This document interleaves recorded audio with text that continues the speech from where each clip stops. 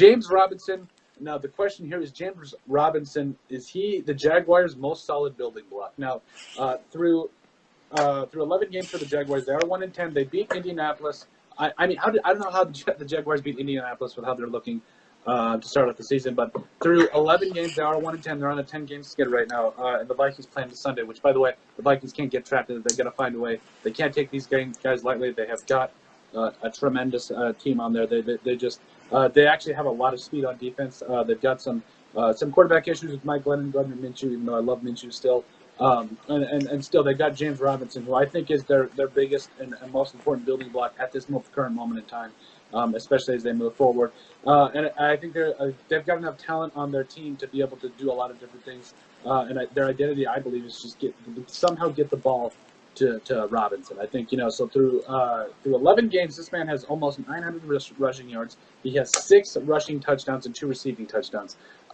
He's been absolutely phenomenal. I think, from a rookie running back, especially a guy that was undrafted, you start to think, okay, well, yeah, especially undrafted guys, you don't really think they're going to make that much, you don't think they're going to make that much of an impact, but they just come out here and just start wailing on people. And, when they do, that's something to watch. I mean, guys like Adam Thielen's a great example for the Vikings, and I'm sure we can come up with at least 10 for the Packers. Mitchell said, DJ Chark Jr., has made some solid ups. Yeah, I agree. DJ Chark Jr., I think, every time I've seen DJ Chark, he's either getting a touchdown or he's leading them in receiving. So DJ Chark this year, through the years, 41 catches, 534 yards, and 4 touchdowns. And they've got some, they've got some guys on receivers too. I mean, Keelan Cole is also having a solid year with almost 40 catches for nearly 500 yards and 4 touchdowns. Laviska Shenault, who I was huge on in the draft, I think he's a better version in terms of route running than Cordell Patterson for the Bears when the Vikings, drafted him in the first round a while ago. So it's not like the Jaguars team doesn't have receivers. They go deep at wide receiver. Chris Conley has 27 catches for 300 yards and a touchdown. They go deep.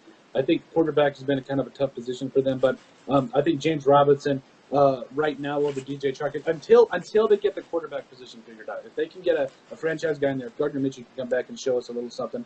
We've even seen some good things from guys like Jake Luton.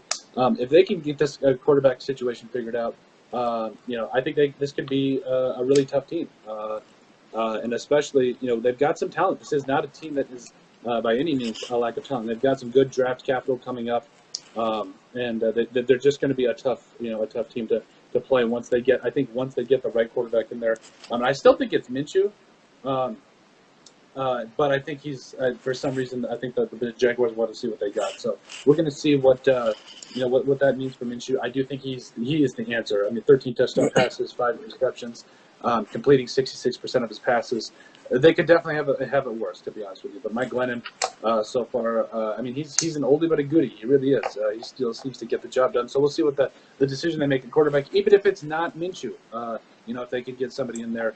If they want to choose a quarterback early in the first round, because they're going to have a top 3 pick, so if not number 2. So I think they could just pick their own poison, see what they want to do at quarterback, and then I think you'll see guys like DJ Chark Jr. who just comes out and just starts balling. You'll see Keelan Cole also balling. They have also, by the way, Laviska Shenault. You can't just catch the football; you can also run the football. This is a great team.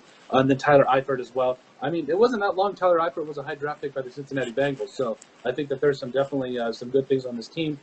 Defensively, they got speed. Offensively, if they can just get that quarterback figured out, this is going to be a dangerous team moving forward. But I still think James Robinson is the biggest building block for the team. What are your thoughts, Tristan, especially for the Jacksonville Jaguars? James Robinson was undrafted? I believe so, yes. I got to be completely honest with you. When you sent me the outline and you mentioned James Robinson, I had to look him up because I wasn't 100% sure who he was. But number 3 in the league in rushing yards behind Derrick Henry and Dalvin Cook. Almost got 890 rushing yards. That's crazy. Ahead of so many good players. You're right. The Jacksonville Jaguars have a really good team when you look at it on paper. The inconsistency at quarterback has really, really hurt. I don't think Gardner Minshew is the answer there. He's good. But I do think that in the offseason, they should definitely make a move, either acquiring a free agent quarterback, trading for one, or drafting one early in the first round. There's going to be a couple good quarterbacks in the draft class after Lawrence. He'll probably go number 1 or 2 to whoever has it. But Yeah, the Jacksonville Jaguar, James Robinson, he is the building block, like you mentioned. He's the building block. Build around him and DJ Chark. Um, yeah, they just have a good team. I mean, really, the quarterback situation, maybe some things on defense. Mitchell Trubisky is going to be available after this year. Don't do that Um, to his team, please. Trubisky will be out there. There'll be some other decent options where they could go if they decide to. But yeah, that's a good team. When they played Green Bay a couple weeks ago, 3 weeks ago, I think, they actually looked pretty good. And Luton was giving them problems for a while. So they're a very talented team.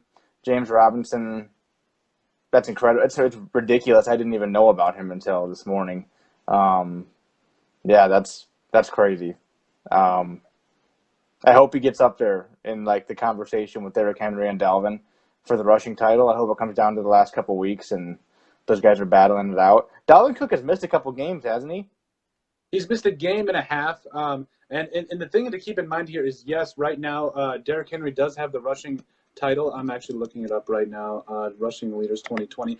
I believe it's Derrick Henry has the rushing title right now. But if you consider the fact that Dalvin Cook has missed a game, and you consider the fact a game and a half, mind you, and he's got 40 less carries. So right now he sits 127 yards behind Derrick Henry. He's got Mm-hmm. one more rushing touchdown. He's more of a receiving. He's a better receiving back in my opinion than Derrick Henry too. So I think that there's a lot of different things to consider when we're talking about the greatest running back in the league. But Derrick Henry certainly is a workhorse. He's the heart and soul of that Titans team. And if Dalvin Cook does lose to Derrick Henry, I mean I wouldn't be shocked. I mean the guy's a freak. So. But I still think that Dalvin Cook definitely brings a lot. But I'm sorry. Yes, James Robinson, third right now in the NFL, 6 touchdowns, 890 yards. Clearly, I think he's going to get 1,000 yards. As a rookie, undrafted rookie, that's pretty unheard of. So it's pretty incredible. Yeah, he's probably going to end up with 1,300 or 1,400 yards the way it's Yeah. looking. But yeah, that's just awesome. You love to see that from guys that aren't high draft picks. Um, it's always the diamonds in the rough that end up being the goodies. They're almost better than the early picks sometimes. So In this case, I think they are, and I think it's funny when you consider the fact those diamonds in the rough, like you put it, those undrafted rookies. Once in a while, the seventh round, late round guys, you can find a guy that is literally a diamond in the rough that can just change the whole, entire outlook of your team. Whether they just are relegated to special teams duty. I mean, I can think of a couple guys off the top of my head. If I'm thinking of guys, I mean, you talk about guys like Eric Wilson for the Vikings, who started out as a special teams player. Now he's their starting, I think, one of their starting outside linebackers, and has been having a phenomenal season. You can find these guys in the later rounds of the draft that just come out and absolutely get it done. So, if you can find guys that come into your camp that compete and just bring it every day, it's tough to stop them.